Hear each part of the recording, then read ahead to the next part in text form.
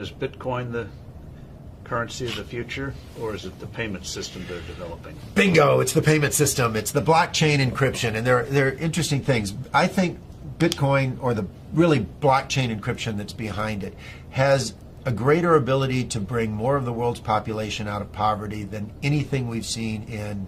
Well, for one thing, it's a cheap payment system.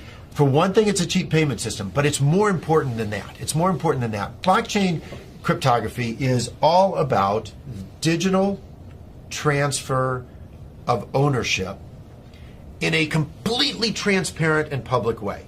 Okay, I don't want to go into any of the math and the complexity behind it, but think of what that means. That means that I can actually record ownership in public in a digital means. 50% of the world's population has a mobile phone. I read an estimate this month that in 2020, 90% of the world's population will have mobile phones. That's probably a high estimate, but that's okay. Now, $35 smartphones. But we're throwing them away, and they can ship them off to emerging markets. But what's powerful about this, now think about Hernando de Soto. Yes. Okay. The Institute for Liberty and Democracy in Peru. I really think Hernando de Soto should win the Nobel Prize for the work he's done. I hope he does. But he's gone around the world and identified one of the most powerful things to the economy and the creation of wealth, and that is the ownership of property. Which you can then use as collateral. Which you can use as collateral, and when you own it, you will develop it. You will. The best thing you can do for the environment is to own it, because when you own it, you make sure it's sustainable for your future family, and that's powerful.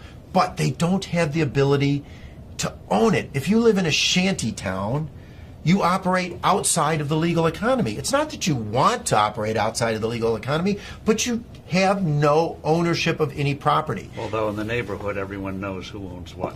And once you introduce blockchain cryptography, guess what they can do? Have a public ledger of ownership and transfer that cannot be denied because it's absolutely transparent. It's absolutely transparent. It is the means through which these individuals can get exactly what Hernando de Soto thinks they best need to bring themselves out of poverty. It is so much more profound than that, but at its very basis, it has the ability to give these individuals the right of ownership to property. And that has, more than anything else, the ability to bring them out of poverty. And I can't wait. It'll be adopted elsewhere. I mean, it's such a powerful, blockchain encryption is such a powerful tool. It'll be used by banks. It'll be used by credit card companies. It will become a standard. But what's more interesting is what it can do to poverty around the world, to eliminate poverty. But also, what does that mean, that technology mean for credit card companies and the whole payment system, crazy gobbledygook payment system we have today? Very expensive. Doesn't that blow it away? I hope so. I hope so. I mean, think about it. When there was one manufacturer of phones in the U.S., the U.S. government, what did we have? This big clunky rotary thing that sat on desks. Now, what do we have? Cell phones of all flavors, sizes. I can sit in Africa and on my cell phone take courses at MIT because they're public record. It's absolutely astounding what happens when you can actually innovate around the world and compete. And what is happening is blockchain cryptography, forget Bitcoin, creates a competitive technology, a competitive innovation that these credit card companies will have to adopt. The ones that adopt it first will bring their cost base down. And importantly, if you think about a retail store, and I have this with my kids are off in college and they go to a retail store, they use their credit card.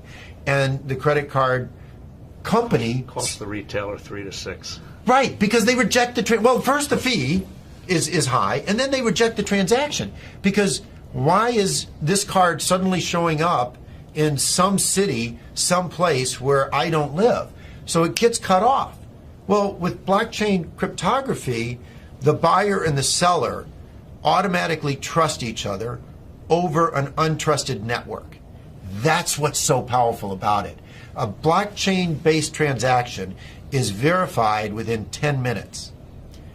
It's not verified within 10 minutes for a credit card, which is why 5 to 10% of all transactions are rejected on the spot. It's not verified until often days later. Even a check is not verified for days. And that is completely taken out of the system. So on day one, the retailer's sales go up because they don't have to reject the transaction and they save on the fees. It doesn't really get much better than that if you're looking for a disruptive innovation in any single industry. It's wonderful.